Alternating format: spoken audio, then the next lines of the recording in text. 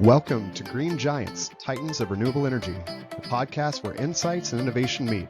Every episode, we dive into conversations with industry leaders, experts, and change makers, bringing you the stories and ideas in the renewable energy sector that shape our world. And now, let's jump into today's episode with your host, Wes Ashworth. Welcome back to Green Giants, Titans of Renewable Energy. Today, we welcome back a guest who truly embodies resilience and leadership in renewables, Kimberlee Centera, founder and CEO of TerraPro Solutions. Over her incredible career, Kimberlee has become one of the most trusted experts in risk management for utility-scale renewable projects. She's led legal and transactional framework for major developments, and she's also been a tireless advocate for women in clean energy. In this conversation, we dive deep into the real-world consequences of HR 1, explore how developers are adapting to shifting policy, and discuss what leadership looks like when the ground beneath the industry is moving. With that, Kimberlee, welcome back to the show. Thank you, Wes. Super excited to be here. Thank you for the opportunity. It's such a pleasure to have you back. Our first conversation was so great. I'll link that in the show notes as well, too. But I'm thrilled to have another conversation. So we'll just start right into the heart of it. So with the policy shockwave that's rippled through the renewable world this year. So Kimberlee, when HR 1, or also known as the Big Beautiful Bill, passed, what was your immediate reaction, and what did you know it would mean for your world and your clients? Right. You know, I think it was interesting to see the reaction just in the world of our clients. Yeah. Everything kind of felt a little paused, but it felt like initially, at least, I think I'm hopeful, because in this world where we knew that something was going to happen, right? I mean, that was the policy and the process for running. So I think when it did happen, at least it brought a little bit of certainty into the renewables, right? I mean, it kind of gave us a little bit of a pathway. And I think we saw that right away, because within a couple weeks of the passing of the bill, we really saw a surge in activity. And prior to that, things had been fairly quiet. You know, everybody was still moving along, but there was an immediate reaction. And so I think I was, hopeful that in a world where, uncertainty is the buzzword, it was kind of nice to have, some idea of, okay, here's the pathway, here's what we're up against, Yeah, it mirrors kind of what I've heard a lot of, and kind of talking through those feelings and reactions, kind of like, it's there, but the certainty at least is some sort of positive in a way, that the uncertainty almost is worse sometimes than the true headwinds of it. So it makes sense. Part of that too. So you've also said the most dangerous part of the bill is the clawback of already appropriated funds. Why is that so destabilizing, and how unusual is it in your experience? Well, I've been around the renewable space for a long time, and over 30 years. And I've certainly seen a lot of, peaks and valleys. I've seen a lot of challenges. I think a little bit of what has made this so unique and has been part of this idea that, it used to be in the industry, you could rely upon the government, right? Like if you knew you had government-backed funds, if you knew you had permitting or some of these things, I mean, that was really the backbone of a lot of our financing, right? Is, everything that we do at TerraPro is about trying to de-risk projects and help them get it set up for financing. And so knowing that those kinds of things are so important. And I think we maybe weren't, I don't know that a lot of people were necessarily to see some of the clawback on some of the benefits that we had gotten a few years ago.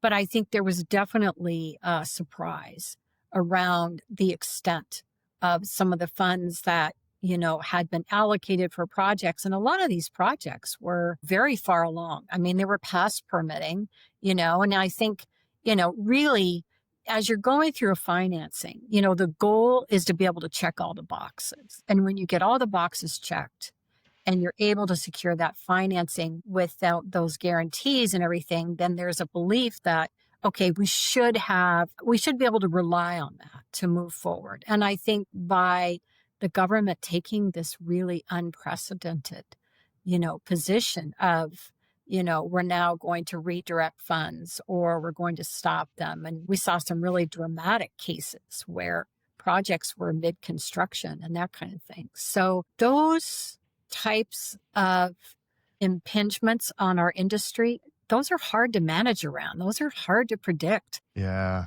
It's interesting too, just how resilient the industry is. It's almost, as you said, there was some expectation that clawbacks are going to come, what have you, but to the level and the extent, as you said, and kind of stopping projects that are mid construction. Yeah. Unprecedented and certainly surprising. I think the other piece of it is kind of coming out. I've talked about it a lot and had some other folks share. Is that just kind of a narrative? I don't think it's all bad, but a narrative forming that renewables should be able to stand on their own now. So without federal support altogether, from your vantage point, I guess tell us your thoughts around that. Is it disconnected from reality? What's the real story from your perspective? Well, I think, there's always that innovative part of our industry, right? And I think even though a lot of our tax credits and everything have been intermittent, and we've Yeah. certainly had these periods of time where, there was going to be, was going to be expiring, but it was always there, right? And I think it provided some kind of certainty and just something that we could rely on. But I think now, as we're going forward, you know, it it does make it, more difficult. And I think as we've watched our clients, um, it feels like there's a couple of different camps. We Mhm. have a certain group that have really retracted. Yeah. They're just, this is too much. We've actually had some clients that are like, we're just going to pause everything because we just don't even know how to respond to this. And I think you've got other folks who've been around in the industry a little longer that are a little more comfortable. And we had a kind of the other group that I maybe called the more bullish ones that were, Kim, we're going to figure out a way through this, right? Yeah. We kind of know what we're dealing with here. So I think even certainly the tax credits are helpful. I'm not a tax expert, but I think they do really provide some benefits that can really help with some of these projects. And I think, you know, there's also that idea that these benefits kind of filter all the way down into the communities, right? So I don't know that we really know exactly what renewables look like with no tax credits at all. But I know there's a lot of people that are working, and I've talked to some of the really large players in the industry that feel like this is something we can manage around. So we'll see what happens. I think it's yet to be determined. Yeah, no, I would agree.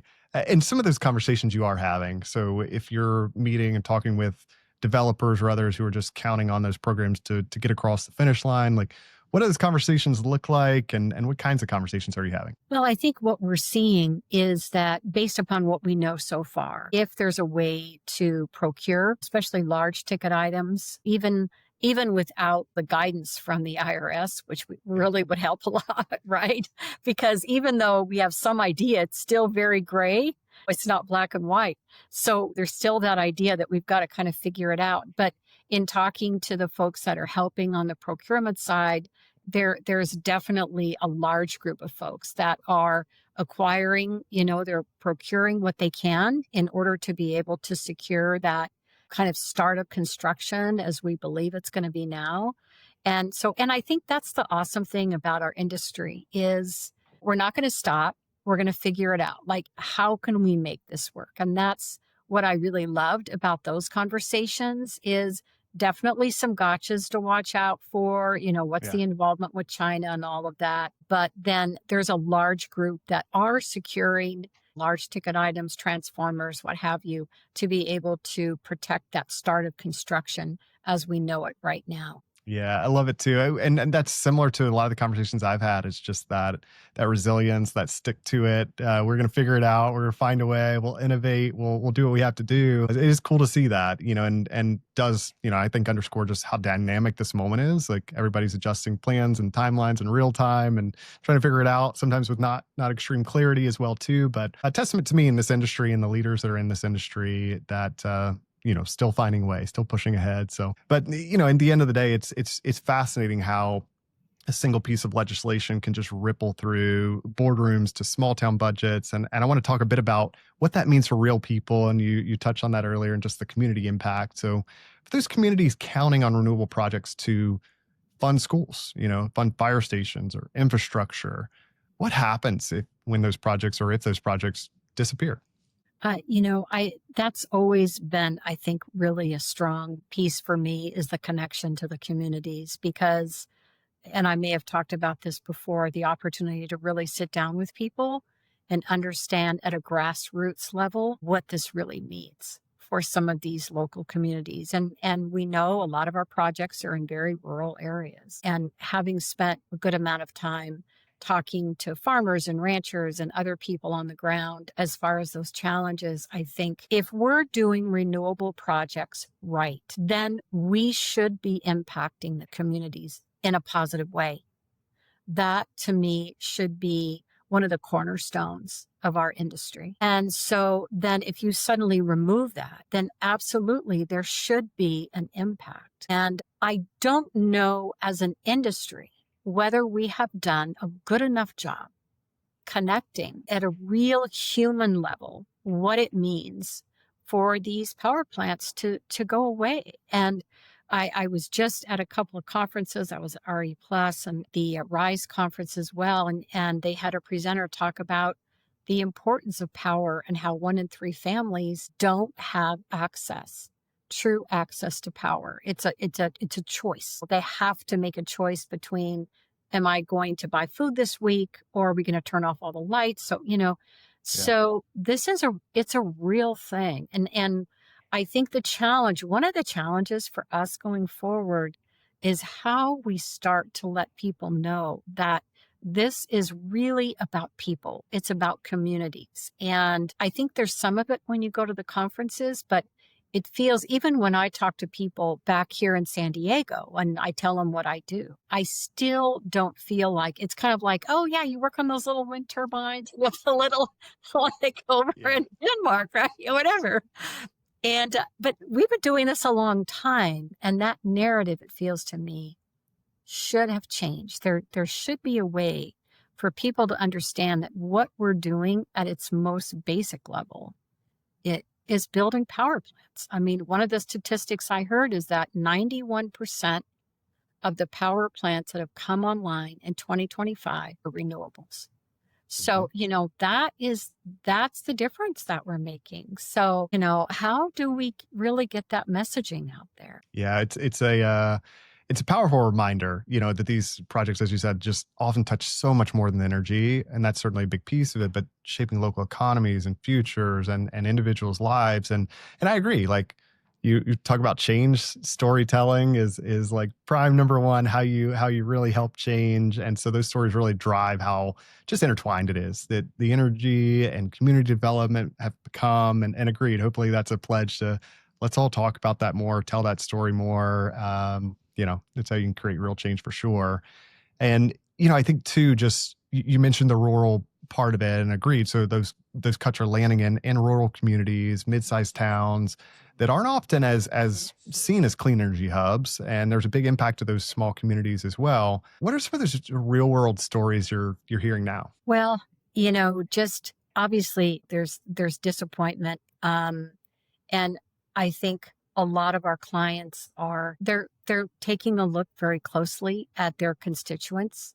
And I've always felt that one of the really important parts of renewables is like I said, building of community, building of those constituents. So I think we're seeing a little bit of a shift. And this is kind of interesting. I recently attended an event where the Sierra Club was together with Women in Clean Tech. Sure. And I thought that was interesting. So I think what we're seeing here in terms of just local people is, I think there's going to be new alliances. I think it's going to open up people's eyes to the importance of how needed this is. And you're hearing stories about farmers and all these different things. It's hard to know, but it really breaks my heart that having worked with people so closely and knowing when you talk to people and they sign an option agreement and it's years before you start construction. And then you go to them and you say, okay, it's finally going to happen. We're going to exercise these leases. We're going to start construction. This dream that we had years ago that we talked to you about is going to become a reality. And your community they become part of that and they want to see it happen. They're invested.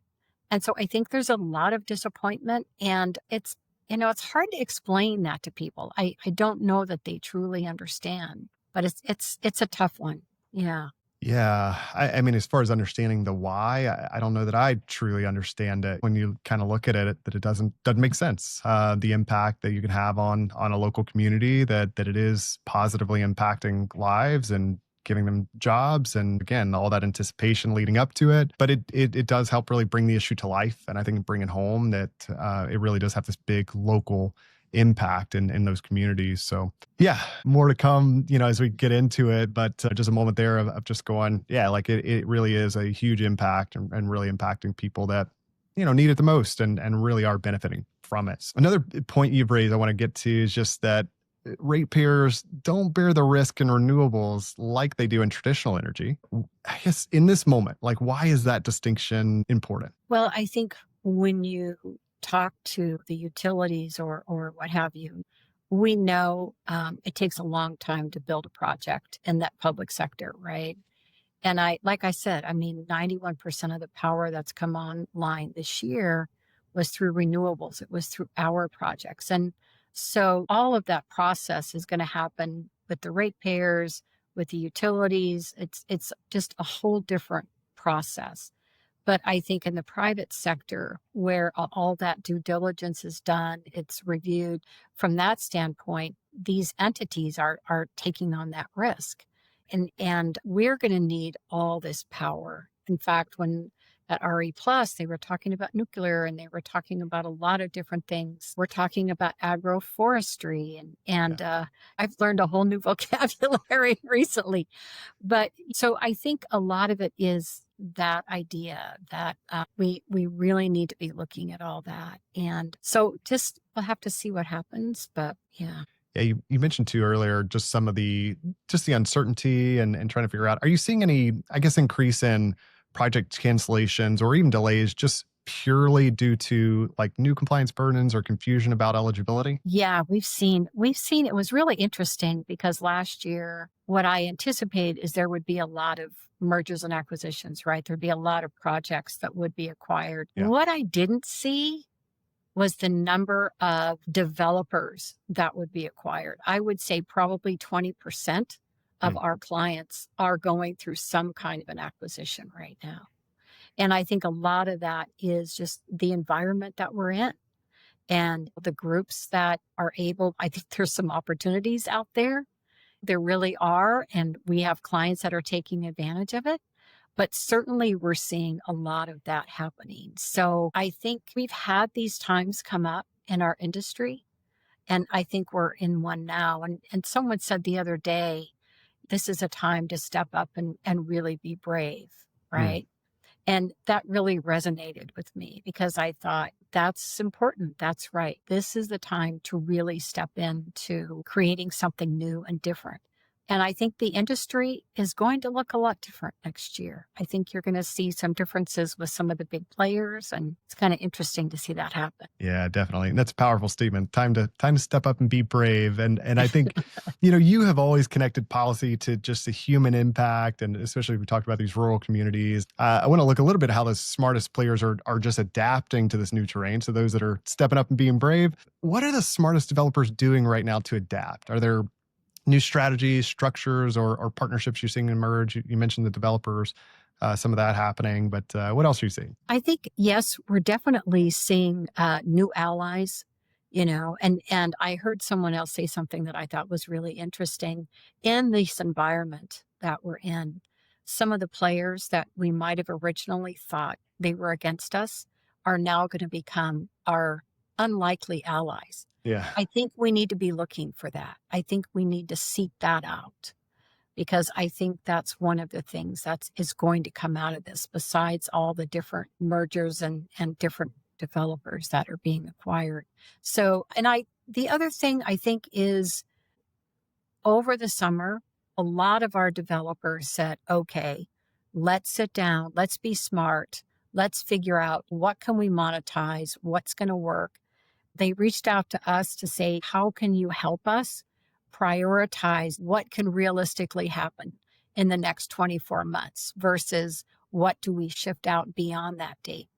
The other thing that I thought was very interesting is while you had a large group of developers that were really focused on the next, let's call it 24 months, what can we monetize? I saw another group emerging, and they're actually looking at post 2027. Yeah. They're putting together plans and ideas for how they can think of something in a new way. And so as difficult as times can be, and throughout the course of my life, some of the most difficult times have then later on been the times of greatest growth. I mean, that's why I ended up with my business. Yeah. So I think we're going to see that here. I think if you're paying attention, there's a lot of things that are shifting, but there are some groups that are purposefully looking at, post, 2 or 3 years, how can we monetize that? How can we play in that space? And what will that look like? And I'm excited that we get a chance to strategize with those folks and help them think about how they can structure things. So I think we're seeing a lot of that too. We're seeing not only just near term, but also longer term. Yeah, it's encouraging to hear how creative solutions are emerging, like even in that period of uncertainty, as you said. And I would agree, like that's where growth really happens. That's where innovation is really encouraged and starts to happen, sometimes out of necessity, but as uncomfortable sometimes it is in the moment, you look back and go, wow, like look what we accomplished in that time frame. So Yeah. again, hopefully excited to kind of see how that evolves and how that happens. And no doubt this industry will figure it out as we go. Let me ask you this. So any state or regional efforts that give you hope, where local governments are either stepping up to support renewables, maybe where the federal government has pulled back? I I had the opportunity, like I said, to sit for Climate Week here in San Diego and be involved in that Sierra Club Women in Clean Tech meeting. I think this is California, right? And Yeah, so there might have been a time when you would never see those two entities together in a right. room, right? Lobbying together and speaking to the audience to educate them around here's what's happening, here's what we need to do different. What I learned, which I thought was really exciting, is that there's climate action plans, not only throughout California, but across the United States. Yeah, So I think right now, since our reliance on, government, Congress, what have you, has to shift, I think not that everyone is going to be working necessarily at the city level, but just that idea that there's people talking about it, we need to make it real. And yeah, I think that enthusiasm and optimism is going to also feed up into the states because there's a powerful voice there. When you see these groups willing to get together who weren't always allies, but yeah. they're willing to come together and try to create something. So I think that's a lot of what we're going to see is things will shift to the state levels and to some of your other local levels. And so I think it's going to be kind of a new world order in a sense, because Yeah. maybe where they were used to looking to the government for that direction and, okay, what do we do now? It's going to provide, a challenge and an opportunity for these states. And I think we're even starting to see some of that. We're starting to see even in a lot of our different states, folks coming red, blue, or however you want to characterize it, people are starting to come forward and talk about that more. They're realizing that there is power at the state level. So I think we'll see some of that. Yeah, it's good to hear about that state level leadership, and I think those unlikely allies starting to come together as well too. Like that's encouraging, and sometimes true innovation does start kind of locally and builds outward, and starting to see that trend already, which is cool. From your vantage point, is the U.S. at risk of losing a decade worth of momentum in clean energy because of this policy reversal? I guess give us the real take and your perspective on it. Well, I think if you look back historically, that's the question we've always asked. My very beginning in renewables, we worked on a project. It was an acquisition that they called the California bid. Yeah, And so there was all these projects that were awarded. And when the bottom was pulled out, everybody sat back and said, okay, what do we do now? This has happened over the course of time. I think you're going to see a lot of really smart people step up And that's a lot of what we're seeing. Yeah, it's funny because if we go back, 2 or 3 years and we got all the tax credits, like, okay, we're golden, we're done. This is going to be it for forever. I thought it was interesting too. At that time, it was bipartisan, right? Yeah. That both Democrats and Republicans were able to come together and agree on this policy. So I think with this industry and all the people that are dedicated to keep it going, yes, there's going to be a shift. But I think it's at the end of the day, are we going to lose a ton of time? I don't think so. Yeah, I don't think so either. I was hoping you would share that as well too. And I think it's a valuable perspective and does really put the scale of this moment in context. But as you said too, so we've dealt with similar versions of this as we've gone through in the evolution of the industry. Still here, still pushing forward, still people that are really committed, and as you said, really smart minds and people that are in this industry and committed to it. And that gives me extreme hope as well too. And I agree. I don't think we'll go back very far. And I think again may actually propel things forward in turn. As you said, sometimes it's like those growth moments that are really uncomfortable and really uncertain forces you to grow, to innovate, to seek partnerships maybe you wouldn't have, open your eyes to different things, which that in turn can propel things even better than maybe we were where we were headed prior to. So wait and see, but I'm encouraged. Yeah. I think, in some respects you could say, well, things needed to change. Yeah. They needed to change. And that could be true of our industry as well. If you say, well, a few years ago we hit the pinnacle, right? And now we are where we are today. And then you look back historically, then what does that tell us, right? It tells us that maybe we need a different response. Maybe this is really going to redirect some of our focus away from some of these other things and really allow us to challenge ourselves and see how we show up. Yeah, it's great perspective. So it's an opportunity. I've always believed that even with my business, when I've had things that could be stunning setbacks or challenges, and I've tried to look at it from the standpoint of, okay, how can we turn this into an opportunity? And I think it requires really taking a hard look at what you're doing, how you're doing it. And so maybe some things did need to change because typically we don't want to change. Right. It really takes a lot, right? The pain of not changing has to be worse than the pain of changing. So I think we're in a little bit of that kind of moment. And that's why I'm excited about the leadership. I'm excited about what I'm seeing in the rooms that I've been sitting in, the people that are undeterred, and they're going to figure out a way. We will figure out a way to make it work. Yeah, I love that message. It's so powerful and right on, just spot on, I think, with what's happening as well, too. So, I'm positive, you're positive. What would you say, maybe to some investors or developers who are thinking about pausing or exiting the US market? What's the message you're communicating? I think for those that are pausing, when you talk about, like you asked me about, will we lose a decade worth of momentum or whatever?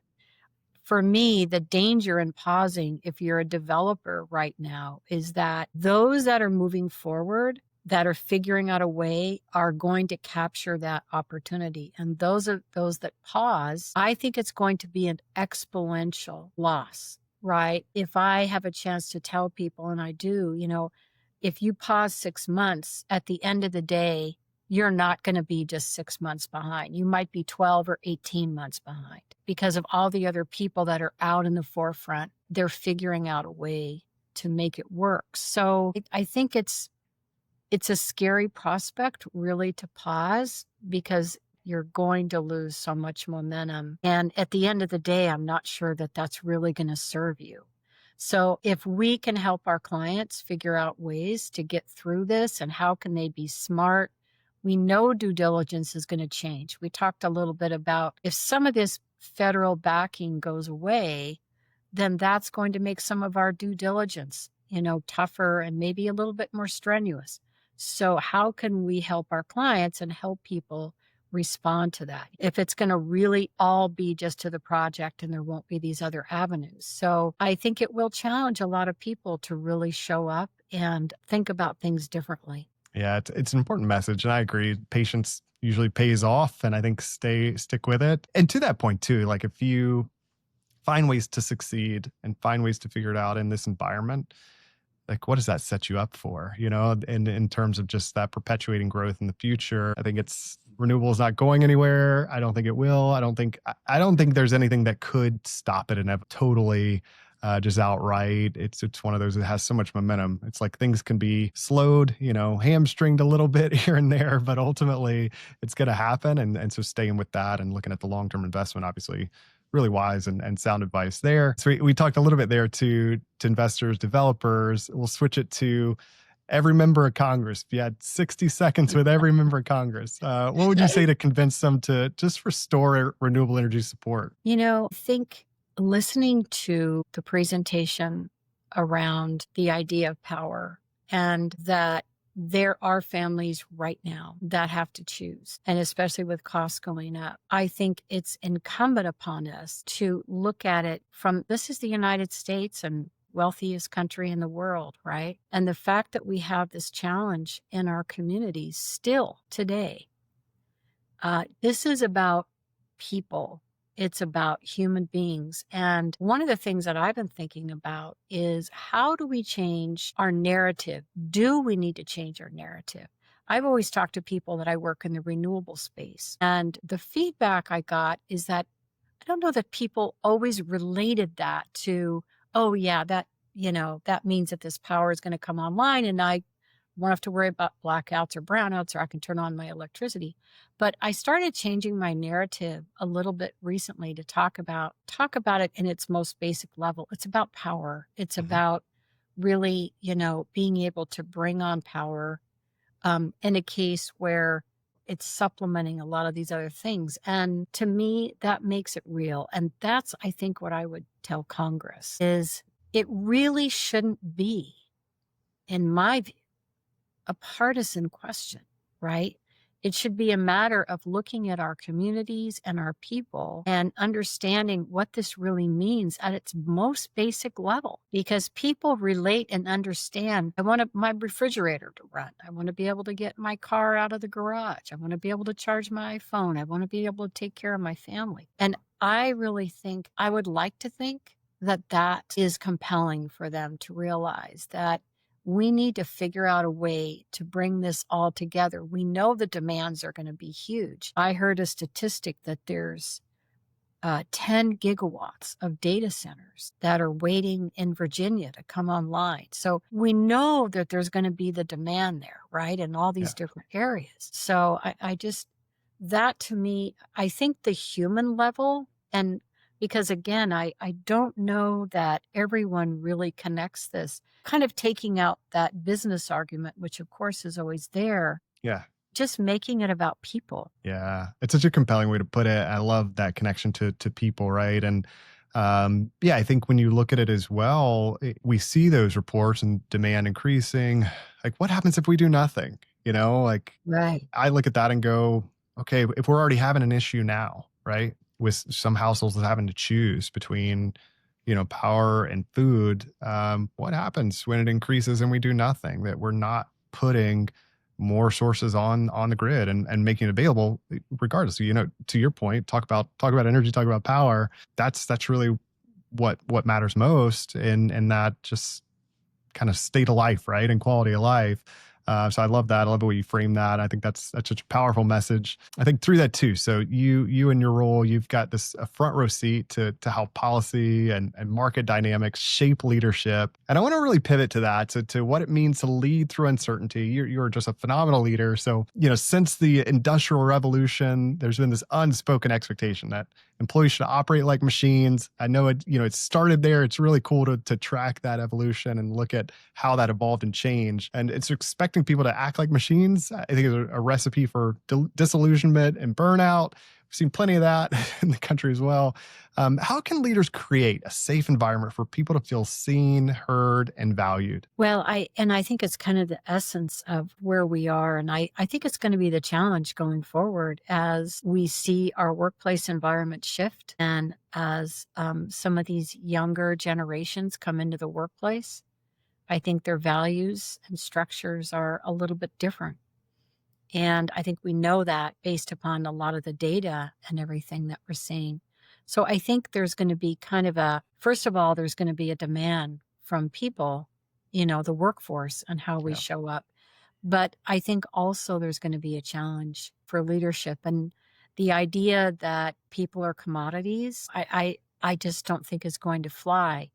Now, I think it's a very challenging time to be a leader right now. It's Mhm. probably never easy. I think communication is very important. I've had a lot of people ask me, they want to understand, what does all this mean? All these changes. And so I think, first of all, talking to people, providing a forum where you can talk to people. And that's really the feedback I've gotten from my team is, let's make sure that we have and provide environments where people can ask questions. We're all virtual. So we've made it a point to come together more frequently and just open up the conversation and share the ideas and hear about what people are thinking. So I think, first of all, as leaders, a lot of times maybe we're just talking to the folks that we're surrounded by, maybe our senior management or whoever it might be. But I think this is a really important time for all of us in those higher roles to make ourselves accessible and to give people a chance to voice their concerns. We don't always have all the answers and we can't always fix everything. But a lot of times, I don't even know if people expect that.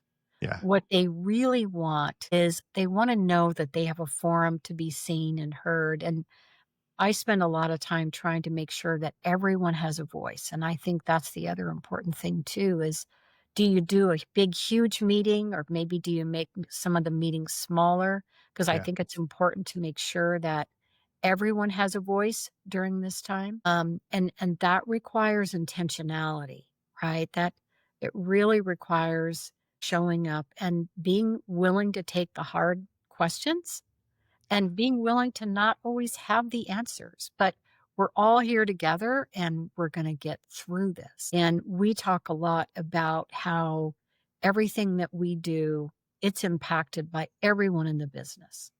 Our client experience starts with somebody coming in and having that first conversation around the project and the help that they need. But it's going to run all the way on a continuum through the operations group, how they show up. And I think having people know that their contribution is important and it makes a difference. And I'm very purposeful about letting people know, look, it's not about a sale. It's not Yeah. about bringing somebody in. It's about a relationship. It's about the experience that they're going to have in our company. And everyone is part of creating that experience. And so I think those are powerful things that people right now feel out of control. We look around and so a lot is happening to us. So identifying the places that we can control as a leader and letting our people know, look, we can control the experience that people have when they work with us. We can control how they talk about us. We can control how we show up. So let's focus on that and let's make that the best that we can. And then we'll see what happens with the rest of it. Yeah, that is so good, and so powerful, and I love every bit of that. I think the intentionality, that was actually my word for the year this year is intentionality. So much happens when you are intentional, communicating as well, creating that open forum, making sure everybody's heard.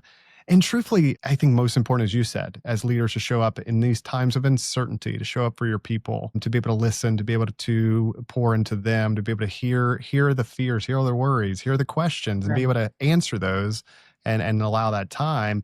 But the other powerful thing that happens, somebody that feels safe, they feel heard, they feel a part of it, the innovation that then is born out of that, somebody on your team may unlock the thing that you need to succeed in this environment, that those ideas come and they don't always come from the top. And I think any top leader would tell you they usually don't come from the Yeah, top. They usually. usually come from me having an environment where my people share something. I'm like, oh my gosh, that is genius. Let's talk through that and figure it out. So I love that so much. And I wanted to ask you too. So anything else your organization has done that, because I think this can help the whole industry in terms of just articulating your organization's values or how you operate, how you show up every day, how's that impacted morale and performance? And how do you keep that humming when things are a little less certain? We always really lean into our values because they really define who we are. And it can sound trite, but I learned the hard way back before COVID when I was trying to have conversations with people and I was frustrated because Yeah. we couldn't have the conversation that I wanted to have. And you can't force people to talk to you. You can't force that, you can't force it. So how do I create that? And we came around to this idea that we needed to define who we were Yeah. and we needed to create our values and then we needed to talk about them and we needed for there to be a language there. I think when you fast forward, what I've been incredibly blessed to see is so many people have stepped up in our organization. They're doing completely different things than they may have been doing on day one. And I had one person comment to me recently because we had a quarterly, and she mentioned that she wanted this advancement and she wanted to be able to move up. We made it happen. Yeah. And that really meant a lot to her and to us. And I look for traits.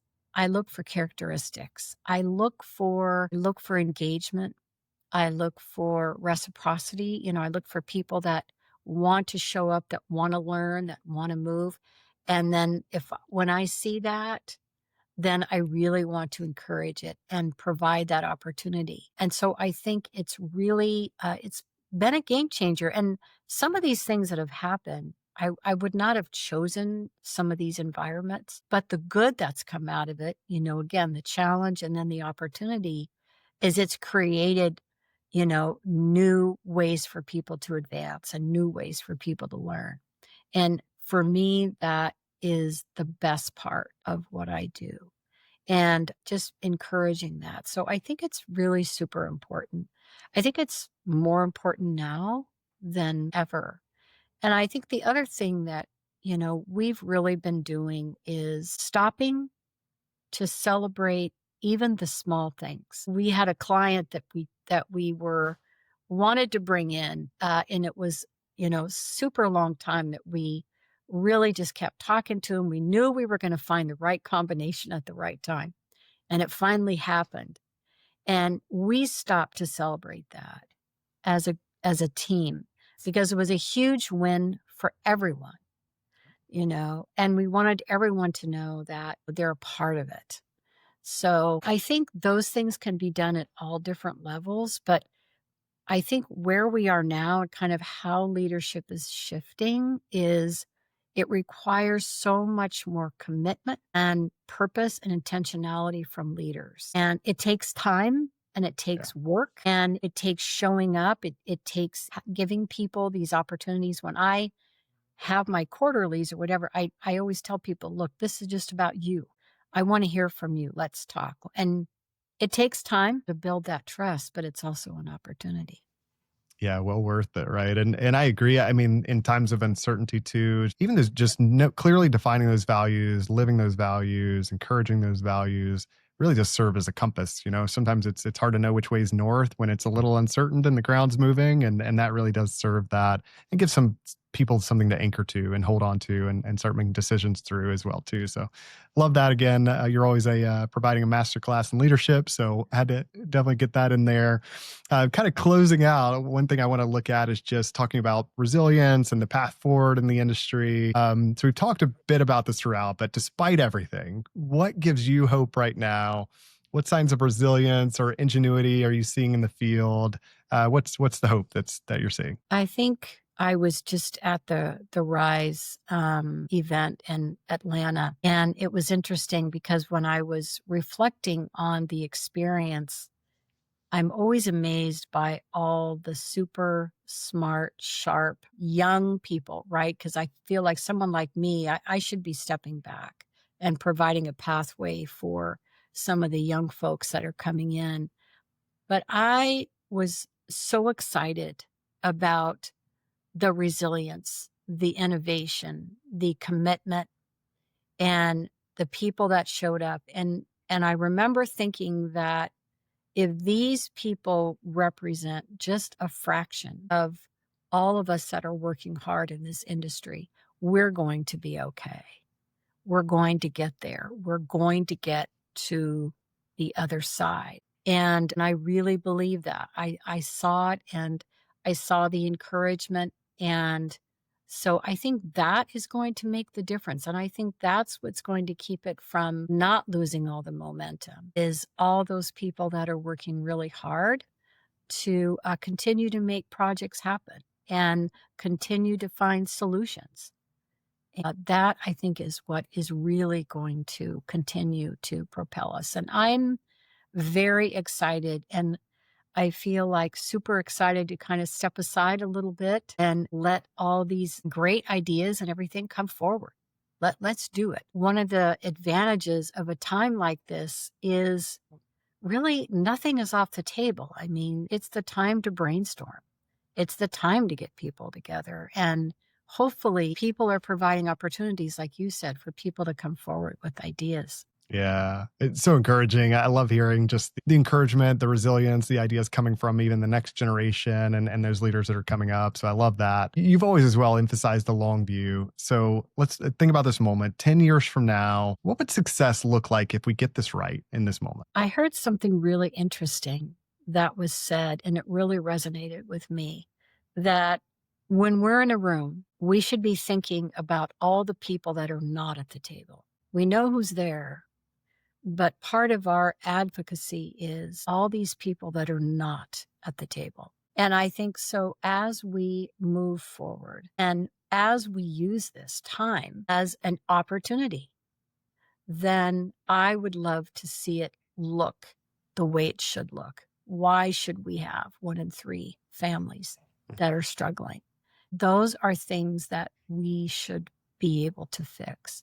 And so I think it's incumbent upon us as leaders, as participants in this industry, to remember all those people that are not in the room, that we're representing them as well. We're fighting for them too. We want this change, and we want this innovation also for them. And so I would love to be able to look back at this time and say it was extremely difficult, but the brave showed up, and we made a difference. We brought people to the table that needed to be there, and we didn't forget those people that are relying upon us to really show up. And so I think we'll be able to look back with pride and know that it was a pivotal moment, and we showed up and we rolled up our sleeves. We did the hard work. And now, 10 years later, we can look back and say, yeah, we did the hard thing, and we got through it.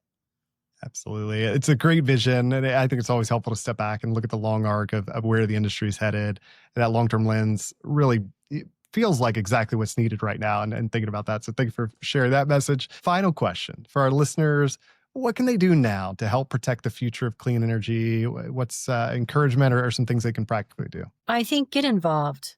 Get involved in what feels correct for you. After the election, when so many of my female counterparts were down, and I reached out to my network and I said, we need to do something. What can we do? Again, kind of feeling hopeless and a little helpless. And it was so exciting for me to see my network show up. We ended up doing an event where we brought women together, women and men, and we talked about where we are. We were open about it. We talked about how we can encourage and support one another. So that was what felt correct for me. And I think there's a lot of ideas out there. There's a lot of different things you can do. Getting involved in making sure that people are hearing those stories.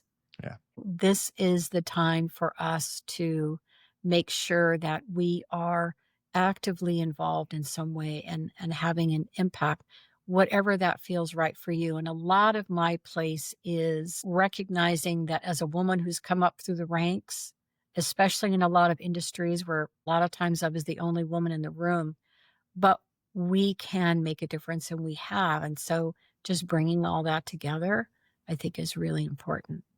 Yeah, such a strong note to end on. With that, Kimberlee, thank you for another just thoughtful, grounded, and powerful conversation. Your clarity and conviction and your heart, it always just brings perspective to moments like this. And to our listeners, as always, thank you for tuning in. Please be sure to subscribe, rate, and share the Green Giants podcast with your network. With that, we will see you soon. This episode of Green Giants, Titans of Renewable Energy, was brought to you by Lee Group Search. If you enjoyed today's discussion and are looking to recruit top talent for your company or find your next career opportunity in the renewable energy sector, visit leegroupsearch.com. Let's continue driving the future of clean energy together. Until next time, keep pushing toward a greener future.